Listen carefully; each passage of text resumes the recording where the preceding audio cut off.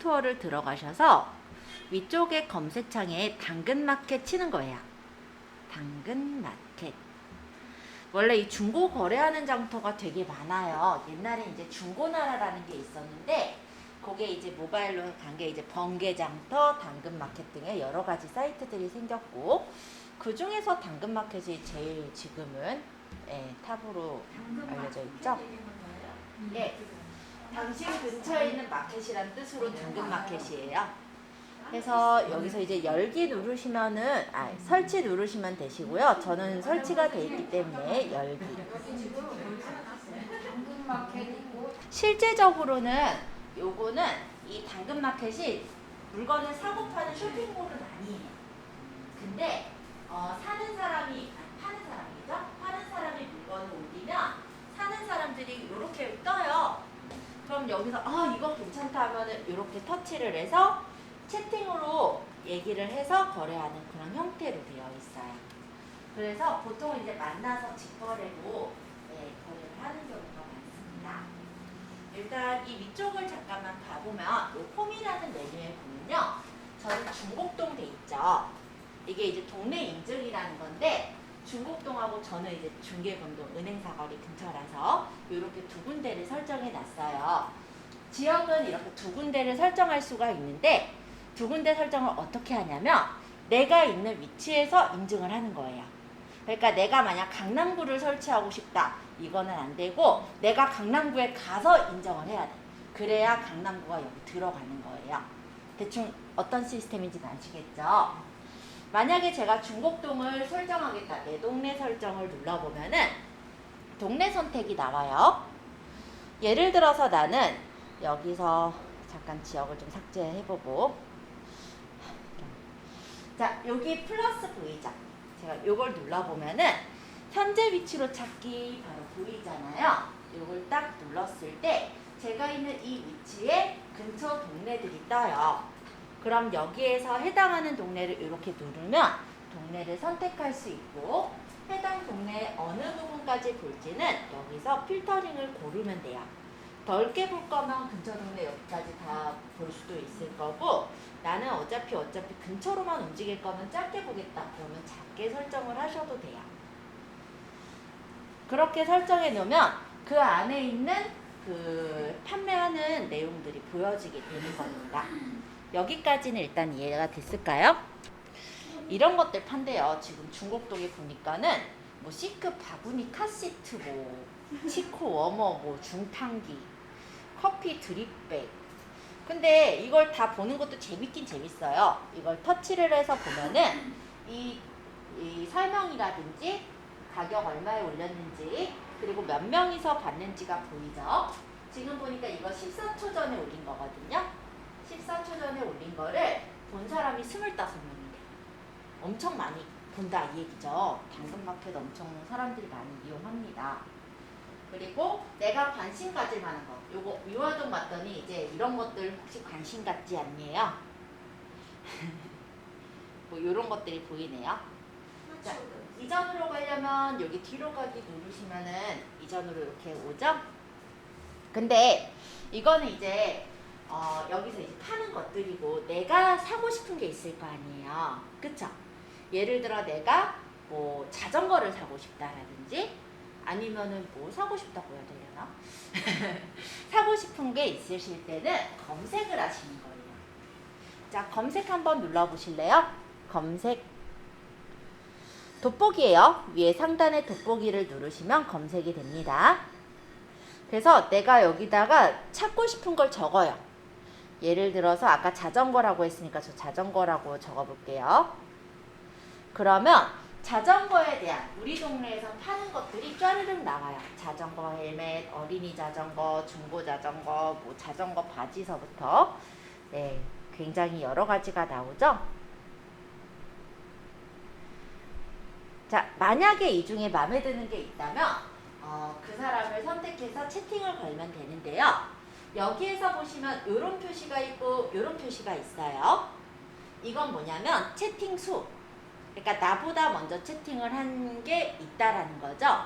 그럼 뭐 내가 채팅을 걸어도 되지만 만약 이 사람하고 성사가 된다면 나는 두 번째 순위가 되겠죠. 자, 요 하트는 뭐냐면 관심 물건. 예를 들어서 내가 이 자전거가 이게 아니고 그 앞에 거였죠. 이 자전거가 마음에 드는 자전거라고 쳐요. 그렇다면 나는 이거를 보니까 가격이 124,000원이야. 그럼 나는 12만 원에 사고 싶어. 그럼 이제 채팅으로 거래하기로 해서 12만 원에 혹시 거래될까요? 이렇게 얘기해서 이제 얘기를 나누시는 거고요.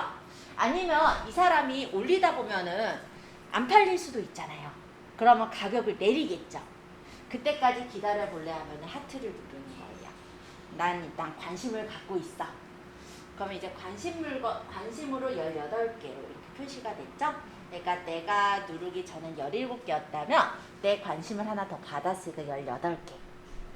그러면 이 관심으로 걸어놓게 되면은 지금 이 사람은 키키라는 사람인데 동대문구 장안 제1동에 사시는 분이래요.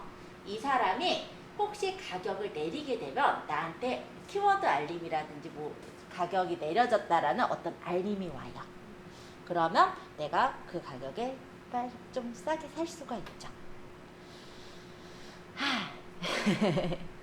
자, 요 밑에 보니까 키키님의 판매 상품이 있네요. 이 사람이 중고 한 개만 팔진 않겠죠? 자기가 필요 없는 것들을 당근마켓에 막 올린단 말이에요. 그러면 나는 이 사람이 파는 것 중에 괜찮은 게 있는지 볼 거면 여기 모두 보기를 누르면 여러 가지 이 사람이 파는 물건들을 보실 수가 있어요. 그래서 마음에 드는 물건이 있으면 같이 이 물건도 같이 구매할게요 해서 같이 사실 수도 있겠죠.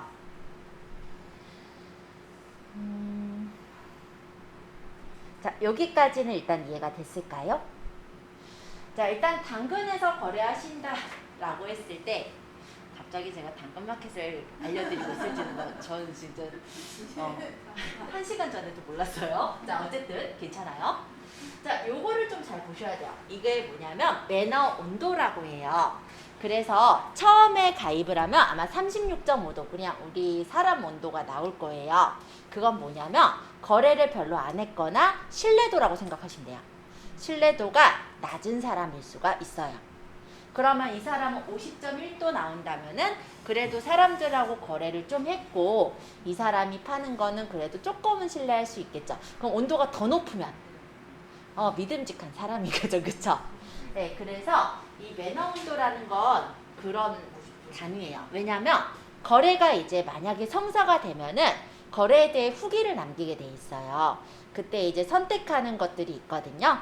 그거를 상대방이 잘 선택해주면 저 온도가 빨리 오르고 이런 게 있다 보니 저게 일종의 신뢰도라고 생각하시면 됩니다. 자, 그러면 남의 물건 보는 건 잘 된 것 같아. 그죠? 혹시 여기까지 질문사항 없어요? 그럼 이제 내 물건을 팔고 싶어. 남의 물건 말고요. 자, 그러면 이쪽에 플러스예요. 이 플러스. 자, 다시 제가 아까 물건을 눌렀었던 창에서 앞으로 넘어갔어요. 자, 이 물건을 내가 만약에 팔고 싶어요. 이걸 팔 리는 없을 것 같긴 한데 팔고 싶어요. 그러면 이걸 누르는 거예요. 그러면 동네 홍보랑 중고거래 이렇게 두 가지가 있는데요. 동네 홍보는 예를 들어 지역 광고 같은 거예요. 그래서 여기도 보시면 이게 쭉 보시면 다 중고거래가 아니고요. 중간중간에 뭐 KT, 뭐 프로모션에서 지역 광고들이 들어있죠. 이렇게 당근마켓의 수입원은 사실 이거예요. 사람들을 많이 모이게 했을 때 실제 커뮤니티가 생성이 되고 그 안에서 이제 수입이 발생이 되는데 실제로는 광고 수입이죠. 얘네가 이거를 판다고 해서 우리가 사고 판다고 해서 수수료를 받는 건 아니거든요. 그래서 사람들이 많이 본다면 그 안에서 광고하고 싶은 사람이 있을 거 아니에요. 실제 수입원은 사실 이런 지역 광고라고 생각하시면 돼요. 그래도 엄청나요. 지금 가치가 어마어마하게 올라가지고. 어쨌든 플러스를 눌러서 우리는 일단은 지역 광고할 게 아니라 거래를 할 거니까 중고거래를 눌러볼까요? 중고거래를 누르면은 중고거래 글쓰기가 나와요. 자, 여기에서 내가 중고를 팔 거니까 그 상품을 올려야 되겠죠? 이게 사진. 미리 사진을 찍어 놓은 게 있다면 갤러리에서 사진을 집어넣으면 되고요. 내가 사진을 미리 찍지 않았다면 이 상태로도 찍을 수가 있습니다. 자, 제가 요거 누른 거예요. 제가 손으로 터치하면 안 보이니까 여기를 터치를 해보면 이렇게 떠요. 요거는 이제 제 핸드폰에 저장되어 있는 사진들이고요. 만약에 내가 사진을 새로 찍겠다라고 한다면 요거를 누르면 돼요. 미리 찍어놓은 사진이 있으면 그걸 선택하면 되고요. 아까 얘기했듯이 그냥 체온계를 올릴 거예요. 체온계 말고 딴 거 올릴 거 없나? 진짜 팔리면 안 되지. 하긴 안 팔면 되지, 그죠? 자, 그러면 이제 여기 카메라를 눌러볼게요. 그러고 상품을 이쁘게 잘 찍으세요. 그러고 확인을 해요. 그러고 마음에 들면 완료를 하는데 혹시 사진에 필요 없는 부분이 있으면 요게 자르기예요. 그래서 여기 보면 마우스 패드라든지 좀 지저분한 부분이 같이 나왔으면은 이런 부분들은 필요 없는 부분을 잘라내시면 되겠죠? 하고 마음에 들면 완료. 그래서 사진은 한 장만 올리는 것보다 혹시 내가 중고를 팔고자 한다면 이쪽 사진 아니면 요거 이제 켰을 때 요거 뜨는 사진 이런 걸 다 찍어서 올리겠죠, 사실. 총 10개까지 올릴 수 있고 그 중에 1개 올렸다 이런 뜻이에요. 자, 그 다음 제목. 제목에다가 이게 샤오미 체온계. 자, 그 다음에 여기서 디지털 기기다 하면 디지털 기기 선택을 해주시고요. 그 다음 가격. 요 가격을 안 적으면 무료 나눔이에요. 그러니까 그게 아니라 나는 이거 가격을 예를 들어서 35,000원을 받겠다. 내가 원하는 가격을 적으시면 돼요.